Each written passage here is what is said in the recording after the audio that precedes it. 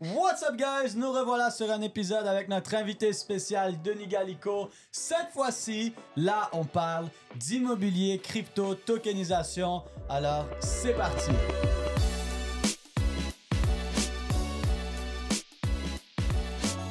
Comme vous savez déjà, nous ne sommes pas conseillers financiers. Tout ce qu'on va voir ensemble aujourd'hui ne peut pas être vu comme un conseil financier. Vous devez faire vos propres recherches, analyser des décisions. L'investissement et le trading, c'est risqué. Risque, ça veut dire potentiel gain, mais aussi potentiel perte, voire grande perte. Donc, toujours utiliser de l'argent que vous pouvez vous permettre de perdre. Et les résultats passés ne garantissent pas les résultats futurs. Donc, on est avec monsieur Denis Gallico. et moi-même, Samuel Lévesque. Et aujourd'hui, on parle d'immobilier et de crypto. Ouais. Donc, on a eu un super bel épisode, un peu plus pour apprendre à te connaître, parler de résilience, de motivation et surtout de discipline, plutôt, d'événements qui s'en vient le 4, 5, 6 avril où tu vas être là. Et là, aujourd'hui, on va aller un petit peu plus sur la phase, justement, investissement, crypto, immobilier. Donc, est-ce que, justement, là, si tu veux un peu plus partager ton parcours maintenant, on a parlé un peu plus de sport et tout ça. Si tu veux nous partager un peu plus ton parcours et tout ça sur l'angle entrepreneur, immobilier, Ouais. puis... Ben, c'est ça, dans le fond, moi j'ai toujours, depuis mon arrivée au Canada, en fait, c'est parti de la France. J'ai été diplômé en tant qu'ingénieur en 2011, si je me rappelle. Ouais, en 2011. Puis je me rappelle qu'entre 2006 et 2011, dans mon cursus, ils ont poussé l'âge de la retraite 2 fois. Mm. OK? Donc c'était, je me rappelle plus, c'était genre 60 ans, c'est passé à 61, puis après à 62. Puis là, tu commences à travailler pour un employeur, puis tu réalises qu'au final, attends une minute, si en 5 ans, ils ont réussi à pousser l'âge de la retraite 2 fois, dans 42 ans, je pense que c'était 42 ans d'emploi avant d'avoir la retraite, elle va être quand la retraite au final? Ça, c'est la première question. Elle va être quand la retraite? Puis la deuxième chose, c'est est-ce qu'il va y avoir une retraite? Et s'il y a une retraite, est-ce que ce sera pas 3 sous la retraite? Hey, et qu'est-ce que tu fais rendu à 70 ans, tu vois? Ben, c'est ça. Donc, au final, j'ai eu un premier comme wake-up call à ce moment-là. Puis c'est là où je me suis dit, il faut que j'arrive à hacker le système. Là. Genre, il faut pas que je sois dépendant de la retraite parce que la retraite, j'y crois pas et je me dis que j'en aurai pas. Donc, il faut que je bâtisse ma retraite. C'est comme ça que ça a démarré. Puis après, je me suis aussi inspiré au début de mes parents. C'est là où je me suis, fast-forward, là, je me suis lancé dans l'immobilier. Pourquoi? Parce que quand j'ai eu ma résidence permanente au Canada, au lieu d'acheter une maison, qui n'est pas un investissement, au lieu d'acheter une maison, j'ai acheté un triplex. On va en reparler. Mais qu'est-ce que mes parents avaient fait? C'est qu'ils ont 3 enfants, j'ai 2 frères. Puis à chaque fois qu'il y avait un enfant qui naissait, ils achetaient un petit condo étudiant. Alors, tu sais, acheter un petit condo étudiant, eux, ils prenaient le cash flow.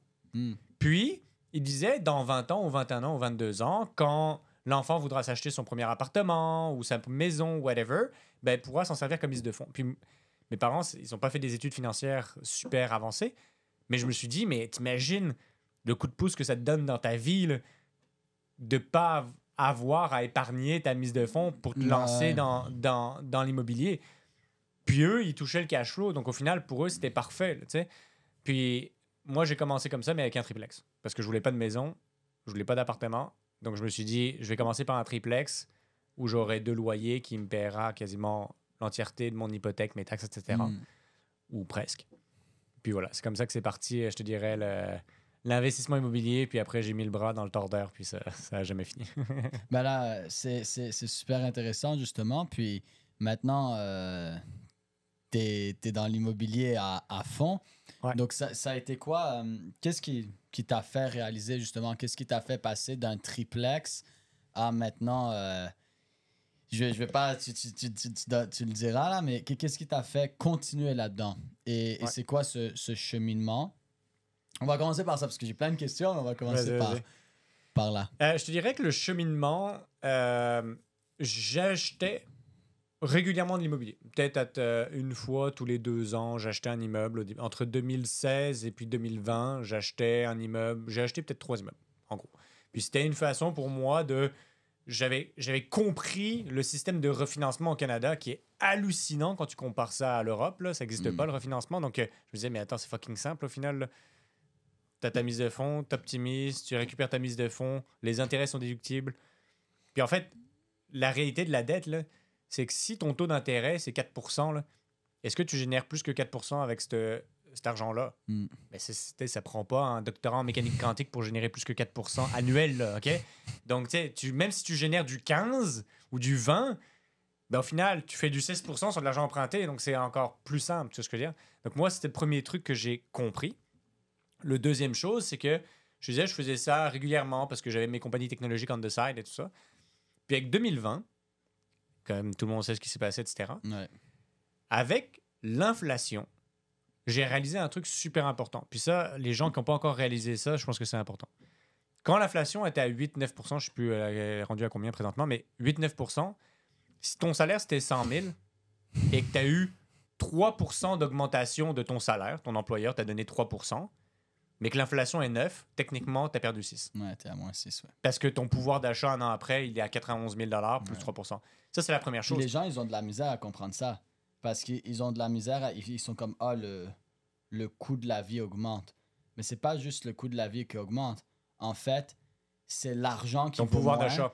Et vu que que ton argent vaut moins à cause que c'est du fiat money, c'est basé sur rien, puis on l'imprime. Mais en tout cas, là on en parle souvent. On va y aller. Finalement, ta pomme, c'est normal que ta pomme, là je dis n'importe quoi, mais c'est normal que ton sac de pommes, il te coûte 6 $ au lieu de 5. Parce que c'est pas nécessairement juste que le sac de pommes coûte plus cher. C'est que ce que tu as vaut moins. Exact. Ton argent vaut moins, donc tu dois en donner plus. Et l'argent qui dort dans ton compte de banque ou, comme tu dis, sur des salaires comme ça, en fait, tu fais plus 100 000. Physiquement, mentalement, en chiffres dans ton compte de banque et tout ça, tu as l'impression que tu fais la même chose ou même si tu as eu des augmentations, tu as l'impression que tu fais plus. Mais concrètement, pratiquement... Ton pouvoir d'achat réduit. Exactement. Et tu sais, tu en parles dans la conférence du 4, 5, 6 avril. Imagine, et ça, c'est transposable dans tout. Là. Si tu as un portefeuille que tu mets ça dans le S&P 500 et que tu as fait 6% et que l'inflation est à 9, techniquement, tu as fait moins 3. Puis ça compte pas les frais financiers. Ça compte pas les frais. Donc, au final, les frères. Donc, au final, tu te dis, hey, 6%, c'est pas pire, là, 6-7% de rendement. Mais l'inflation est à 8. Puis là, attends une minute, on va.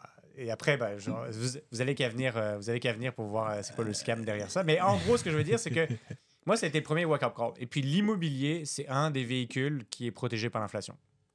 Qui est protégé par l'inflation. Pourquoi? Parce que l'augmentation des taxes municipales, imaginons l'immobilier locatif, l'augmentation des taxes municipales, l'augmentation de toutes ces choses, etc., ben ça, c'est des choses que les loyers sont directement indexés à ça. Donc, si l'inflation, si les taxes augmentent, si tout ça augmente, etc., ben, le prorata peut être ajusté dans le loyer de façon 100% légale. Donc, d'avoir déjà rien qu'un véhicule de placement qui est protégé par l'inflation, ça veut dire que quand tu fais du 10 et que tu as 8% de l'inflation, tu fais du 18 si tu le compares à la bourse. Tu vois ce que je veux dire? Ouais. Donc déjà, ça, c'était la première chose qui m'excitait, moi, dans la partie immobilier.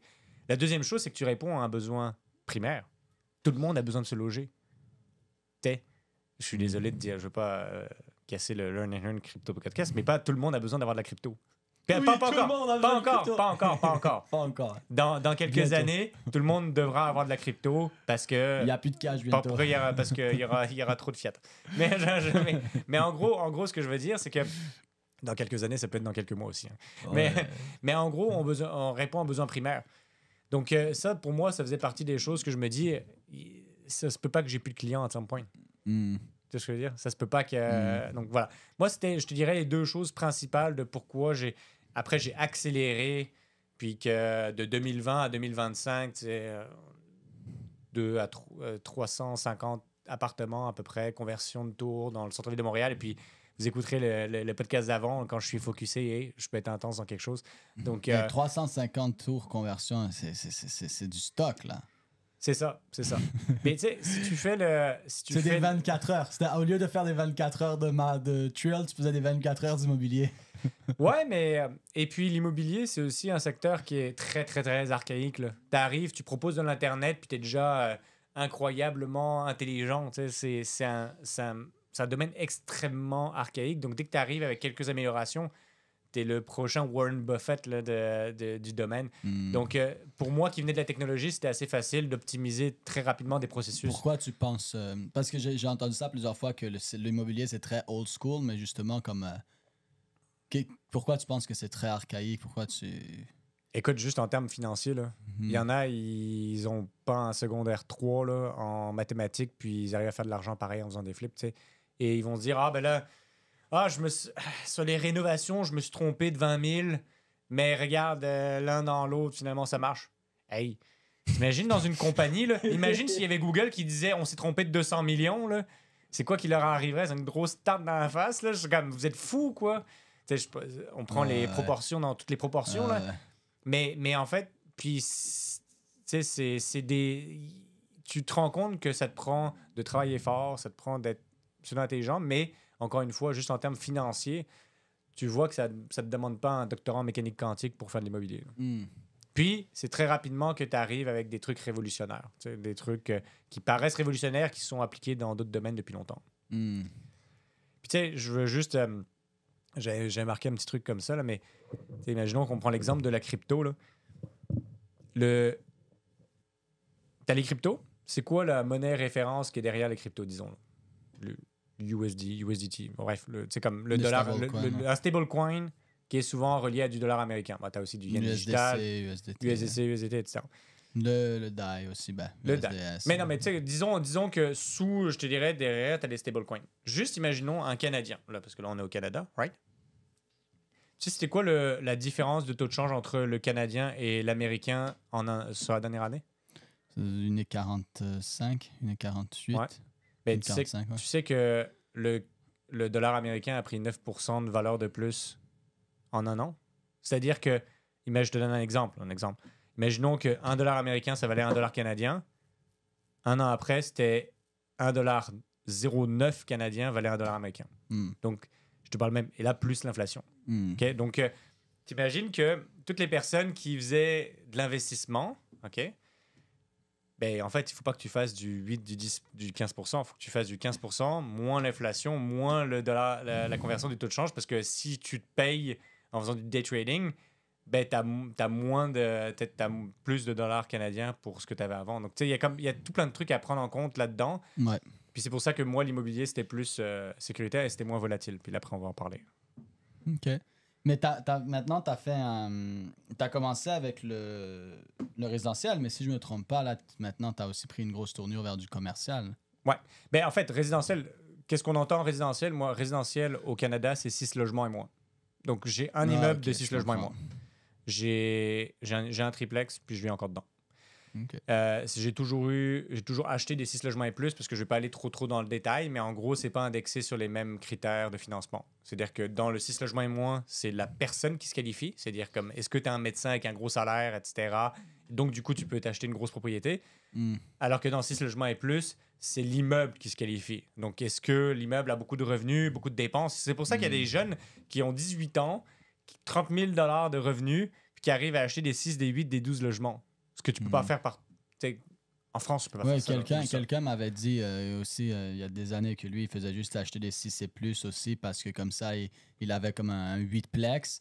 Mais dans l'investissement, ça diversifie le risque parce que comme si j'ai eu... Là, il avait simplifié ça, mais il avait dit si j'ai 8, 4,5, bien que c'est pas 8, 4,5, là, mais c'était juste pour...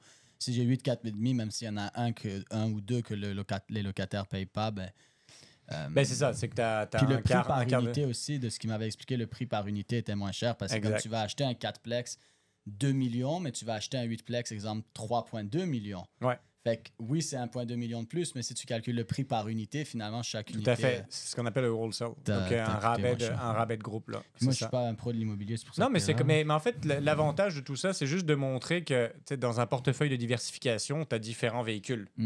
Au début, souvent, tu te spécialises dans un domaine, alors que ce soit la crypto, l'immobilier, les stocks, le truc, etc. Puis après, tu apprends à diversifier pour manager ton risque et tes rewards, même si c'est non corrélé. Ce que je veux dire, c'est que, et puis il y a encore une fois, il y a plein de choses qui sont, tu le dis encore une fois dans la conférence, le Infinite Money Machine, puis tu as différents types de rendements, les revenus, la stabilité, la croissance.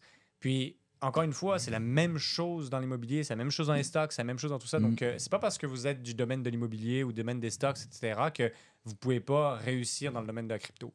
Ouais, puis je trouve que c'est des choses qui se ressemblent. Par exemple, moi, je tradais le Forex, qui n'a rien à voir avec investir dans la crypto. Mais ce que j'ai appris pour comprendre les politiques d'un pays, l'économie d'un pays, parce que si tu trades le USGPY, tu as besoin de comprendre qu'est-ce qui se passe aux États-Unis, au Japon, leur échange économique entre les deux, les échanges économiques entre eux et d'autres pays. Donc, j'ai commencé à étudier toutes ces choses-là il y a en 2017-2016, là. Mais tout ce que ça m'a appris, le trading des devises, ensuite, quand je suis allé vers l'investissement crypto, ça m'a énormément, et ça m'a été super utile et ça m'a donné un edge, justement, de comprendre des choses que les autres ne comprenaient pas. Puis maintenant, au contraire, certaines choses que je comprends grâce à la crypto que je fais comme un fou depuis 2018-2017, ça m'aide quand je trade. Parce que maintenant, je suis capable de comme, voir certaines positions de trading comme un investisseur, mais voir certaines positions d'investissement comme certains investissements comme un trader. Tu trades encore du Forex? Plus beaucoup. OK. Parce que je trade plus des fois là, quand il y a des devises vraiment qui sont trop hautes.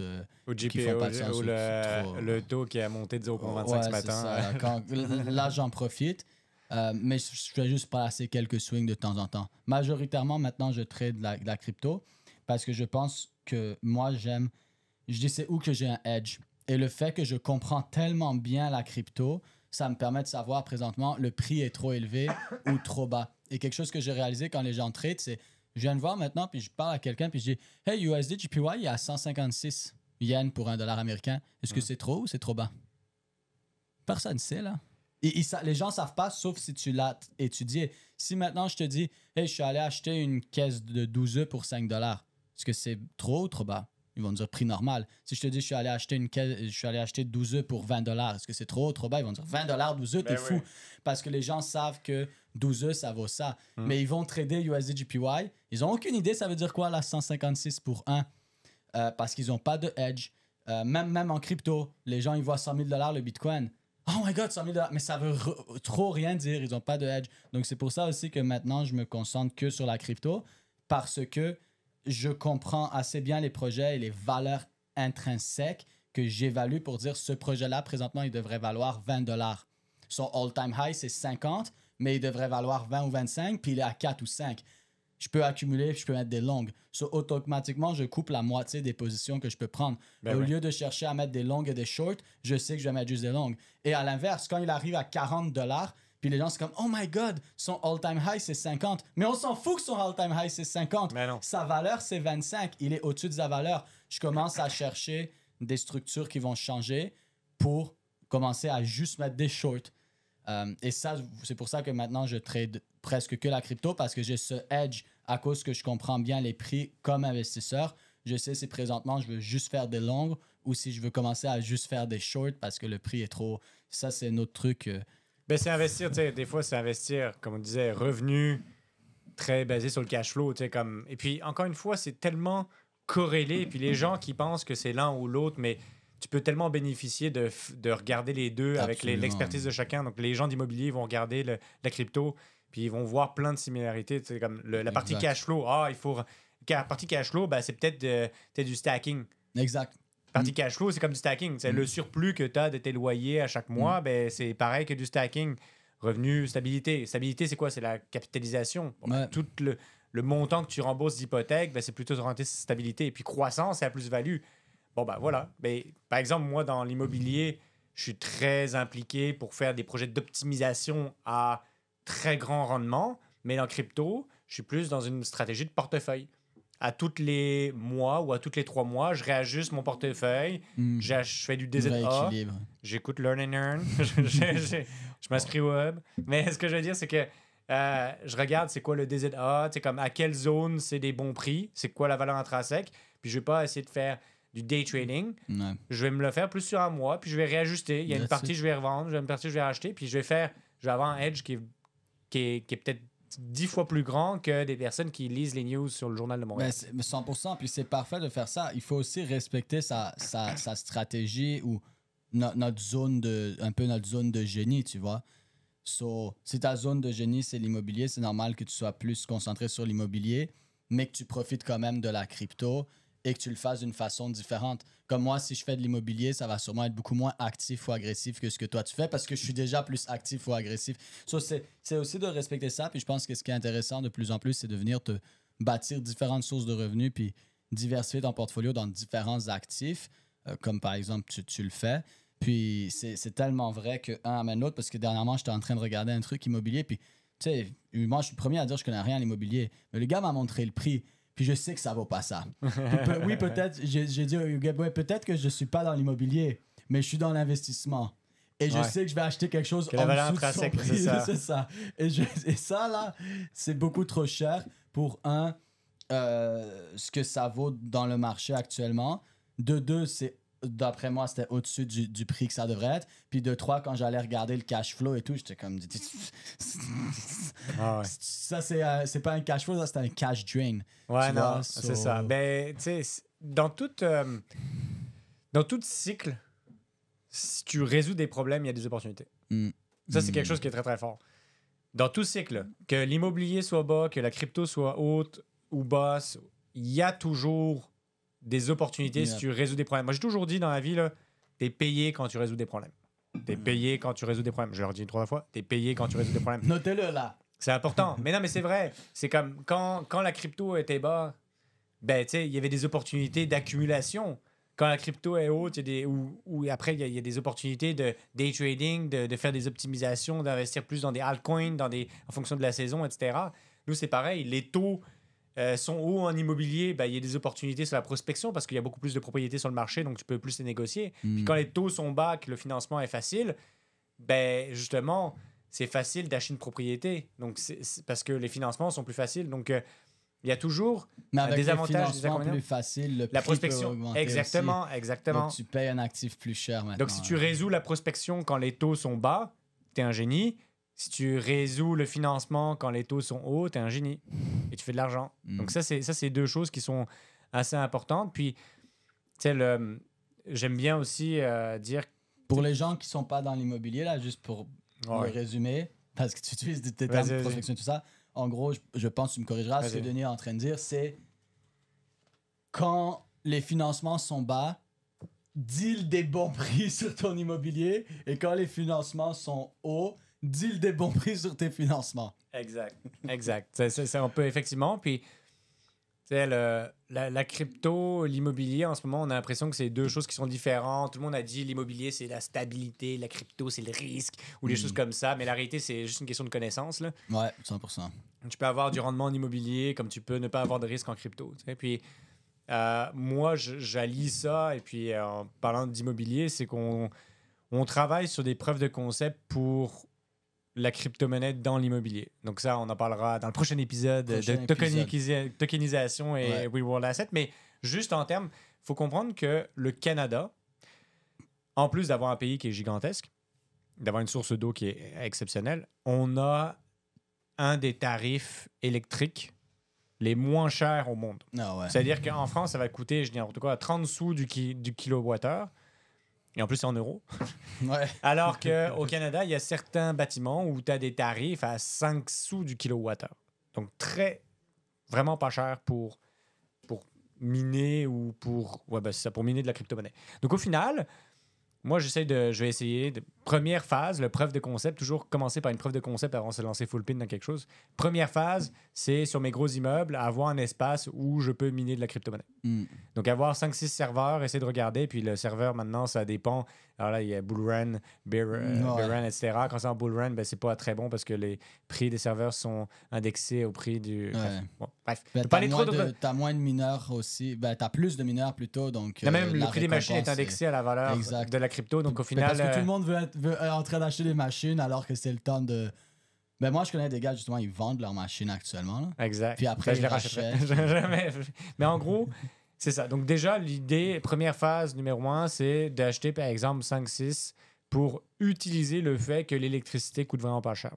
La phase numéro 2, c'est dans un immeuble qui est plus grand, c'est d'en avoir 25. Et ça crée tellement de chaleur que je puisse utiliser cette chaleur-là pour chauffer l'eau ou chauffer les autres logements qui sont au-dessus. Donc, au final, qu'est-ce que ça fait? Et puis, encore une fois, c'est juste penser outside the box. Ce que ça me permet, 1, ben, je consomme moins d'électricité. 2, je fournis un service supplémentaire meilleur à mes locataires parce qu'ils n'ont pas à payer l'électricité, ils n'ont pas à payer l'eau chaude, ils n'ont pas à payer tout ça. 3, moi, j'ai des serveurs que chaque machine génère, par exemple, 50 USD par jour de surplus que l'électricité qui est utilisée. OK? Donc, fois 25. Ça fait combien? Ça fait 350 000 US par année. Puis ça me fait un portefeuille et ça me fait tout ça, etc.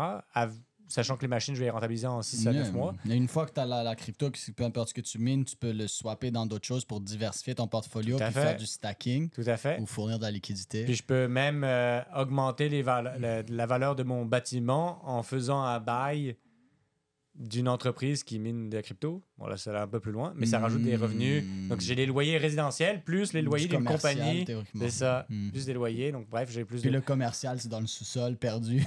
C'est ça, à 200$ le pied carré. Mais en gros, ce que je veux dire dans tout ça, c'est que ça s'en vient. Puis là, après, on peut parler, encore une fois, on parlera dans le prochain épisode de tokenisation, tout ça, mais il y a des choses que vous pouvez faire. C'est pas compliqué, là. Et puis là, je parle de ça, puis il y a des gens en immobilier qui vont me dire, Denis, là, c'est un psychopathe, ça. Elon Musk de je sais pas quoi, genre, il va envoyer quelqu'un sur Mars puis miner de la crypto-monnaie en Mars. Mais non. Pourtant, il y a déjà plein de gens que je connais qui font ça pour chauffer leur maison. Ben, c'est ça. J'ai un ami qui fait ça sur des Airbnb. Genre, il a un Airbnb, puis des machines en bas qui minent de la crypto-monnaie, puis that's it.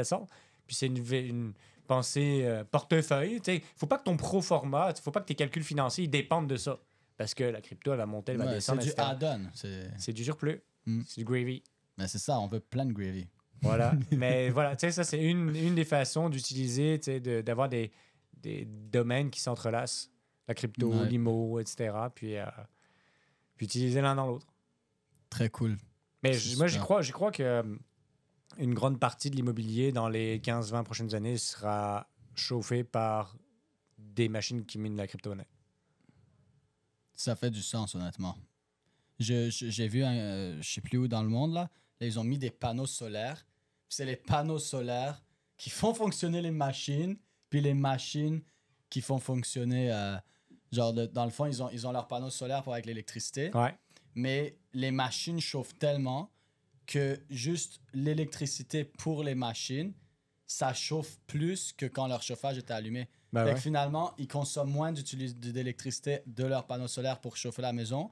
Puis là, ça chauffe la maison et en même temps, ça mine. Voilà. Alors qu'avant, ça demandait plus d'électricité juste pour chauffer la maison. Ben, c'est ça. Ça, c'est être resourceful. On en a parlé au dernier épisode. En fait, c'est d'être en mode solution.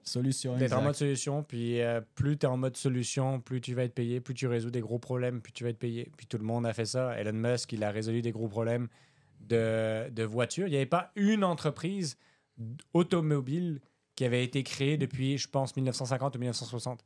Puis le gars, il arrive en 2010 en disant « Ah, en 3 ans, je vais créer une nouvelle compagnie et je vais pas créer dans des chars en essence. Non, électrique. Électrique. Et il y en a qui vont se conduire tout seul, attention. Et il y en a qui vont se conduire tout seul. Et après, tu vois, comme tous les autres compétiteurs qui font finalement des chars hybrides ou des chars 100% électriques. Ouais. Tu vois, et puis... Qui c'est qui a dit que c'était un fou allié quand il a proposé ça? Il dit, mais non, ça fait 60 ans qu'il n'y a pas de nouvelles. Tu sais pourquoi? Parce que les coûts d'installation sont tellement grands. Tu sais, imagine acheter une grosse usine, une ligne de production, créer du volume, créer tout ça, etc. Ça coûte tellement cher. Mais, tu sais, il a résolu un gros problème, puis du coup, il est très bien payé. Ouais. Moi, une des questions que j'aime me poser, c'est comment ça va être fait dans 20 ans? Comment ça va être fait dans 20 ans? Comment ça va être fait dans 30 ans? Tu peux même le lancer plus loin. Mais par exemple, comment ça va être fait des tatouages dans 20 ans? Comment on va faire les dents? Comment l'immobilier? Comment tel sujet, telle chose va être fait dans 20-30 ans? Là, tu penses et tu cherches, tu essaies d'être resourceful sur comment ça va être fait dans 20-30 ans et tu le fais maintenant. Et moi, c'est ça qu'il a fait. Il a dit en 2030, 2040, moi, je vois des voitures électriques qui se conduisent tout seul. Cool. Je le fais maintenant. En 2010. C'est ça. Puis des fois, c'est pas si compliqué que ça. Il y a, tu sais, le G7, BRICS, etc. Ils te mettent des objectifs 2030, 2050. 2030 ou 2050, carbone neutre. Bon, carbone neutre, puis là, c'est pas compliqué. Tu regardes, il y a quoi qui émet beaucoup de carbone? Il y a l'énergie, il y a les voitures. L'immobilier, c'est 50% des dépenses des émissions de carbone au monde. Oh, wow. Bon, ben là, qu'est-ce qui se passe? Si tu améliores cette partie-là, ben, c'est sûr que tu as un edge. Si tu trouves des façons d'améliorer ces parties-là, tu es sûr que tu as un edge. C'est ce que je veux dire. Absolument. Puis des fois, c'est juste ça. Par exemple, là, tu prends les news, les élections, les choses, etc. Tu vois ce qui s'en vient en crypto. Puis, après, c'est vrai que ça se change aux 5 ans parce que ça dépend du président. Mais il y a des volontés ou des lignes directrices qui te donnent un edge Absolument. sur tes façons de penser. La même chose que quand tu tradais du Forex, etc. Exact. Le but, de toute façon, peu importe que ça soit du Forex, que vous êtes en train de trader, investir en crypto, en IMO, trader n'importe quoi, le but, c'est simple. Comment je peux avoir un edge sur le reste? Parce que si moi, j'achète quelque chose, toi, tu le vends. Si moi, j'achète de la crypto, potentiellement, toi, tu me la vends. Si toi, tu achètes de la crypto, potentiellement, moi, je te la vends. En immobilier, c'est la même chose. Il faut un acheteur pour un vendeur. Il faut toujours un acheteur pour un vendeur. Et quelque chose qui m'est toujours resté en tête, que un grand investisseur qui s'appelle Howard Marks, il vaut plus de 150 milliards, qui a dit, il se pose toujours cette question qui est trop forte. S'il y a un acheteur et un vendeur, automatiquement, quelqu'un se trompe. Automatiquement, quelqu'un a un meilleur deal que quelqu'un d'autre. Parce que si moi, maintenant, j'achète du Bitcoin ou peu importe quel actif ou peu importe quoi à tel prix, pourquoi toi, tu es prêt à t'en débarrasser à ce prix-là? Est-ce que tu sais quelque chose que je ne sais pas? Ou est-ce que je sais quelque chose que tu ne sais pas? Pourquoi tu es prêt à t'en débarrasser à 20 000? Est-ce que moi, je sais, non, le gars est fou à 20 000, ça va aller à 80? Ou est-ce qu'au contraire, toi, maintenant, tu me le vends à 100 000 ou à 90 000, puis toi, tu sais quelque chose que je ne sais pas? Parce que c'est presque sûr, pas sûr, parce qu'il y a toujours des probabilités, hein, mais c'est presque sûr qu'un de nous deux, en fait, on va perdre. Il y a quelqu'un qui va gagner et quelqu'un qui va perdre. Pourquoi je vais te prendre un contre-exemple là-dessus. Dans un marché haussier, la personne qui l'achète à Bitcoin à 10 000 puis qui le revend à 70, il a take profit. Right? Mais le gars qui l'achète à 70, c'est peut-être pas un mauvais prix. Parce que peut-être qu'à 70, ça va aller à 100. Donc, tu peux avoir des win-win situations. Il y a des win-win situations. Le seul truc, c'est le risque que tu prends pour ce win-là. Tout à fait. Parce que la personne qui a acheté à 10 et qui revend à 70 000 a pris beaucoup moins de risques que la personne qui achète à 70 000. Parce que si la valeur intrinsèque à ce moment-là de l'actif ou du Bitcoin, c'est 40 50 000, ça veut dire que toi, tu es le fou qui est prêt à l'acheter au-dessus. Et là, moi, j'appelle ça le cycle de la folie. Tu as toujours, en fait, c'est un fou de plus qui est prêt à un fou de plus, qui est prêt à un fou de plus, qui fait que le prix devrait s'arrêter à 10 $, mais il va à 12 et il va à 15 et il va à 20, jusqu'à temps que le dernier fou achète à 25, puis que là, plus personne ne veut acheter, puis là, ça drop sa vie. So, qu'est-ce qui est intéressant avec le marché, c'est que, et surtout dans la crypto, je pense, c'est que les gens sont capables de pousser le prix beaucoup plus loin qu'il devrait aller, autant à la hausse qu'à la baisse. Puis Elon Musk a été très fort là-dessus. Il a créé du hype. Le prix est bas. Et les gens sont capables de l'envoyer encore plus bas. Le prix est haut, ils sont capables de l'envoyer encore plus haut. Sur moi, je me dis toujours, OK, moi, je veux pas être le fou qui a... Je m'en fous que je le vends à 10 $ et ça va à 20 $. Parce que ce que je regarde, c'est à quel prix je l'ai acheté, c'est quoi sa valeur. Si je l'ai acheté à 2 $, ça vaut 8 $ et je le vends 10 $, j'en ai rien à foutre que ça, il y a 15 ensuite. Mais absolument, t'as raison que la personne peut acheter et le revendre à quelqu'un encore dans un cycle aussi. Après, dans un cycle baissier, ça marche pas, mais dans un bull run... Dans un cycle aussi, ça peut fonctionner. Le seul truc, c'est que la première... Tu sais, souvent, les gens disent « Ah, la première gestion du risque, c'est la diversification. » That's bullshit. La première gestion du risque, c'est le prix à laquelle tu achètes un actif. Tout à fait. Tu peux acheter le bâtiment, l'immeuble ou la crypto ou la compagnie la plus incroyable du monde. Si tu l'achètes au double du prix que ça vaut vraiment, c'est de la merde. So, la première gestion du risque, ce n'est pas la diversification. Ça, c'est peut-être le deuxième niveau. Puis encore là, c'est de la diversification concentrée dans des actifs non corrélés. Et pas la dilution. Et pas de la dilution. Et ça, c'est une grande phrase que je viens de dire. Le deuxième point, c'est de la diversification concentrée dans des actifs non corrélés. C'est pas juste de la diversification. Et c'est le deuxième, ça. Le premier, c'est le prix à laquelle j'achète un actif. C'est le plus important. Donc oui, bien sûr, quelqu'un peut acheter à 7 $, puis après ça va à 10, puis il a quand même gagné. Mais à cause que le prix était tellement élevé par rapport à la vraie valeur de l'actif, le risque pour le retour en volait pas la chandelle. Et moi, je préfère ne plus toucher. Et on a des exemples comme ça, des gars comme Howard Marks, Ray Dalio, Warren Buffett, qui en 2005 était en train de vendre. Puis en 2006 et 2007, pendant 2-3 ans, les gens les traitaient de fous. Ah, t'as vendu en début 2006, ça continue à monter depuis 18 mois. Ah, t'as vendu en mi-2025, 2005, ça a continué à monter. Et il y a une phrase que j'adore dire, c'est les fous vont avoir l'air... les fous vont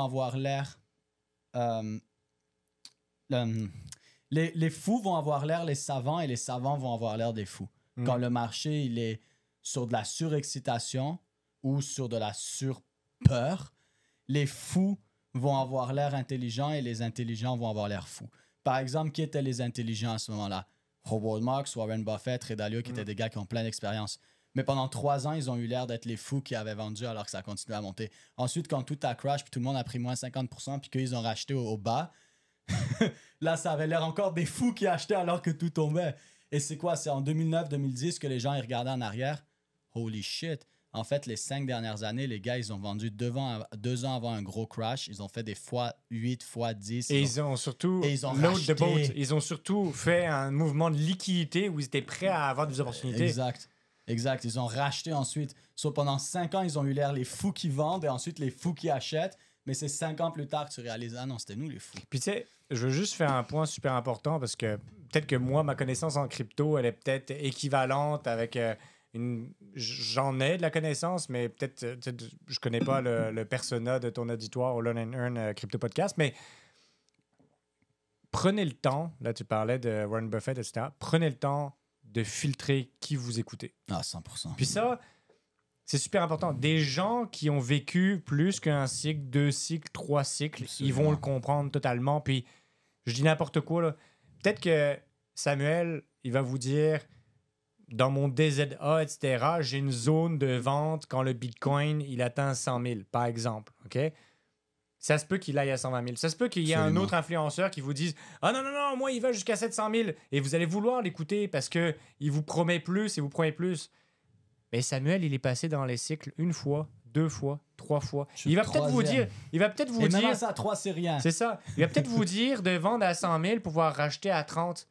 Et puis peut-être que vous n'aurez pas pris le 20 000 de plus, mais vous aurez minimisé votre risque, vous aurez minimisé un paquet d'affaires. Exact. Et peut-être qu'on va dire de vendre à 100 000 pour racheter à 120 000. Et c'est pas problématique non plus. Parce que si tu vends à 100 000, le marché va jusqu'à 180, mais sa valeur intrinsèque, c'était 80 000. Exact. Il va à 180, il redescend à 120, puis les gens vont être comme « Ah, mais j'ai vendu à 100 000 pour acheter à 120. » Non, t'as acheté à 25 pour vendre à 100, pour le laisser run jusqu'à 180 pendant que tous les fous étaient fous, pour le racheter à 120 après qu'il est allé de 180 à 120.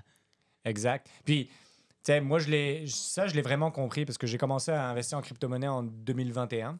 Puis, j'ai vécu, du coup, un bear run. Puis là, on est dans un bull run. Puis, c'est là où j'ai réalisé quelque chose. Là. J'ai réalisé que tout ne monte pas forcément. Non.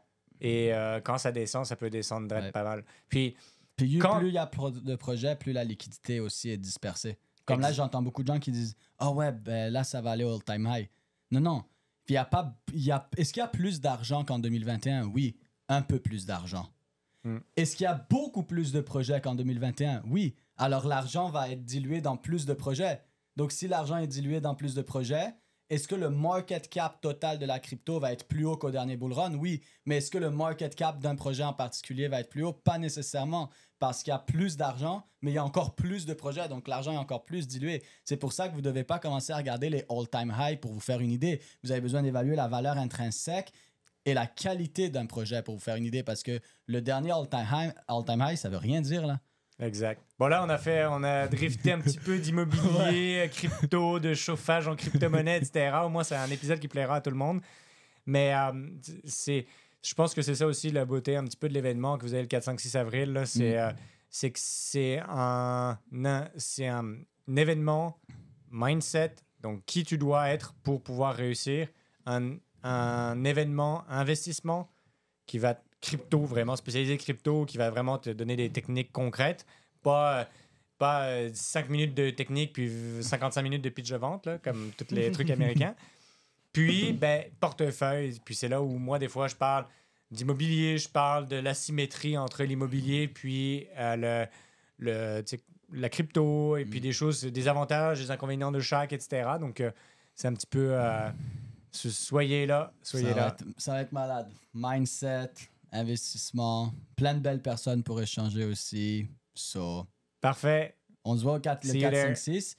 Puis, Denis, là, on a parlé un peu plus d'immobilier globalement. Mais là, le prochain épisode, là, on rentre immobilier, mais tokenisation real world Le 20 asset. ans, quand tu disais qu'est-ce Le que 20 ans. Exact. où est-ce qu'on va être dans 20 C'est ans, ça. ben on va se faire des prédictions non conseillers financiers. Voilà. Mais, Là, on a fait un sujet mindset, on a fait un sujet immobilier aujourd'hui. Là, le prochain sujet, c'est immobilier dans 20 ans avec Voilà. la blockchain et la tokenisation. Et on se voit sur ça dans le prochain épisode. Let's go! Et yes! S'il y a une chose qui est vraiment importante, c'est si tu veux pas avoir perdu ton temps, marque une golden nugget en commentaire, une chose que tu as retenue de l'épisode, puis une chose que tu vas appliquer à partir de la semaine prochaine. S'il y a rien que tu as retenu, tu as perdu ton temps, OK? Donc marque une golden nugget dans les commentaires. Stay hard.